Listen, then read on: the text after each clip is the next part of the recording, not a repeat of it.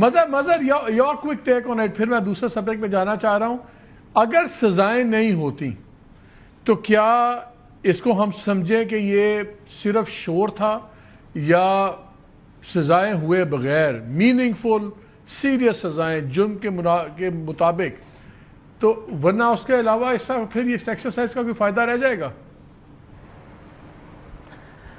مالک, پہلی چیز تو یہ کہ انتہا پسندی جماعت پر پابندی سے ختم نہیں ہوتی. انتہا پسندی رویوں کا نام ہے. لیکن شروع تو کرنا نا کہیں آپ نے, آپ کا جو اس کا سرعام پرچار کرے آپ نے شروع تو کہیں سے کرنا ہے. You have to start somewhere. بھائی پہلے تو آپ کی ریاست کا بیانیے میں کلیئرٹی آئے نا.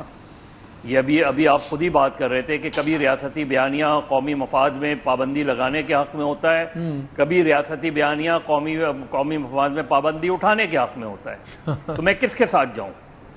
یہ جو ایکسٹریمزم ہے اس کے روٹس دیکھ لیں نا آپ. ریاستی بیانیے کا کنفیوژن جو ہے اس نے انتہا پسندی اور انتہا پسندی کی پھر ہم نے 70-80s کے بعد شکل جو دیکھی وہ دہشت گردی کی شکل میں دیکھی کہ انتہا پسندوں کے ہاتھوں میں جب ہتھیار آ جائے گا اور آپ کی ریاست جو ہے وہ ڈی ویپنائز نہیں کرے گی سوسائٹی کو, تو پھر یہی رویے ہمیں اس نہج تک لے آ جاتے ہیں. نہیں, ماضی میں تو ریاست نے بنایا ان کو.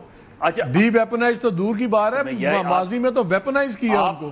نہیں, میں آپ سے یہ کہہ رہا ہوں کہ آپ سزائیں دے دیں. آپ کو پتہ ہے جیلوں میں کیا ہوتا ہے؟ ذرا جیلوں میں جا کے دیکھیں آپ, جیلوں میں کتنی انتہا پسندی پھیل رہی ہے. آپ کو اندازہ ہو جائے گا کہ آپ وہاں سے پورے جو گینگز ہیں وہ آپریٹ ہوتے ہیں وہاں سے. تو آپ سزا بھی دے دیں گے, اس سے مسئلہ حل نہیں ہوگا. مسئلہ یہ کہ آپ کو اسکول کے سلیبس سے جانا پڑے گا. اگریڈ. آپ کو اسکولوں میں جو آپ کو ریاست کو اپنے آپ کو اپنا کلچرلی جو ہے اپنے آپ کو چینج کرنے کی ضرورت ہے. یہ ایک آپ دیکھ لیں مشرف کے پیریڈ میں کوئی 1 درجن سے زیادہ جماعتوں پہ پابندی لگی تھی.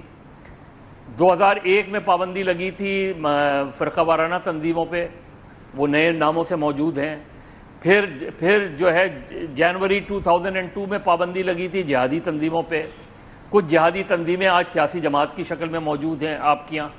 دیکھ لیں, آپ اٹھا کے دیکھ لیں, آپ کو پتہ چل جائے گا کہ جو جماعت پر پابندی لگی لیکن الیکشن کمیشن میں وہ ایک سیاسی جماعت کے طور پہ آتی ہے تو وہ رجسٹرڈ ہو جاتی ہے.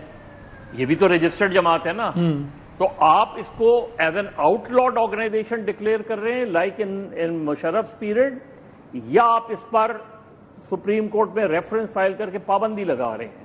یہ دو پابندیاں ہم نے دیکھی ہیں اس ملک میں. ایک پابندیاں کالعدم تنظیم کو اینٹی ٹیررزم ایکٹ کے تحت کالعدم قرار دینا. وہ تنظیمیں آج بھی آپ کو فرقہ وارانہ, اس لیے کہ آپ صرف نام تبدیل ہوں گے نا, رویے تھوڑی تبدیل ہوں گے. وہ کسی بھی نام سے کام کر لیں گے, زیادہ اور ڈیفیکلٹ ہو جائے گا ان کو, انڈر گراؤنڈ رہ کے کام کر لیں گے. تو آپ کی ریاستی بیانیے میں کلیئرٹی نہیں ہے. جب تک انتہا پسندی کے حوالے سے ریاست کے اندر صرف زبانی جمع خرچ نہیں کہ شہباز شریف نے کہہ دیا انتہا پسندی ختم کر دیں. آپ دیکھ لیں نیشنل ایکشن پلان میں جو سب سے بڑی جو فیلئر ہے گورنمنٹ کی وہ یہ کہ وہ مذہبی انتہا پسندی کو جو ہے وہ نہیں وہ کر سکی, قابو کر سکی. یہ سب سے بڑا فلا ہے آپ کی 2014 کے آنورڈ جو سویلین گورنمنٹس رہی ہیں کہ وہ نہیں قابو کر سکی, اس لیے کہ وہ آؤٹ آف کنٹرول ہیں. غیر ریاستی عناصر آپ کی ریاست سے زیادہ مضبوط ہو جاتے ہیں رویوں کے حوالے. مگر کوئی جسٹیفیکیشن ہے کسی چیز پہ ہم اس کو کہیں ہاں یار اس وجہ سے یہ فیصلہ دیکھو اس میں سینس بنتی ہے کہ غیر جماعتی انتخابات ہوں لوکل باڈیز کے, اور باقی تو ٹیکنیکل چھوڑ دیں کہ ان کی پاورز جو پہلے ہی بڑی تھوڑی تھی, کاغذوں میں تھی تھوڑی سی, جیسے مصطفیٰ نے بالکل ٹھیک بات کی جب پہلے بھی یہ بات کر رہے تھے کہ پہلے ہی کون سی پاورز تھیں, وہ بھی برائے نام ہی لوکل گورنمنٹس تھیں آئین کے مطابق. ان سے بھی فائنینشیل پاورز پہ بھی ایک تھانے دار ایس ایچ او بٹھا دیا, منسٹری کا سیکرٹری, ایڈمنسٹریٹو پاورز کے اوپر بھی بٹھا دیا. کسی طریقے سے جسٹیفائی ہو سکتا ہے کہ آپ پارٹی لیس پول کروائیں ایک ڈیموکریٹک ہمارے سٹرکچر میں؟ دیکھیں بہت سیدھی سی بات ہے مالک, یہ پی ٹی آئی اسپیسیفک ہے. کیونکہ اگر پارٹی بیسڈ الیکشنز ہوتے ہیں اور P T I local governments میں فرض کریں سویپ کر جاتی ہے یا بڑی تعداد میں جیت جاتی ہے, تو پھر پھر مسلم لیگ کی پروونشل گورنمنٹ کی مورل اور پولیٹیکل اتھارٹی ختم ہو جائے گی.